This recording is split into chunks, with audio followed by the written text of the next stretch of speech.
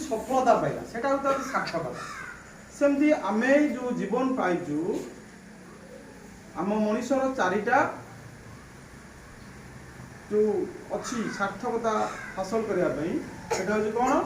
ना धर्म अर्थ काम मोक्ष सबुर सुखरे विराजमान किए ना धर्म से धर्म ही कर्म करने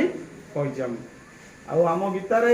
विभिन्न प्रकार योग अच्छे कर्म योग अच्छे भगवान श्रीकृष्ण कहती कर्मयोगी सष्टा कर्म बिना देख तुम पिंपुड़ी पिंपुड़ी काम कर गच तार काम कर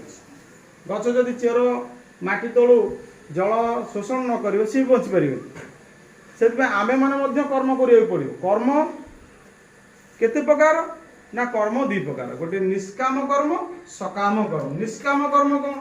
धर जो आमको भगवान जन्म देते आमे काम करने पड़ो किंतु आशा रखिए मु पाठ पढ़ाई आसुची मुझे कलेक्टर भी ना आगे पाठ पढ़ी भगवान सुंदर भाव कहते कर्म कर समस्त अधिकार अच्छे पिंपुड़ी हो 84 प्रकार प्राणी मान जो अच्छा ये पृथ्वी रे आम मानू भगवान श्रीकृष्ण बा ईश्वर आमको कर्म करने अधिकार आम सब कर्म करें आम पाठ पढ़ा भी बंद कर पाठ पढ़ा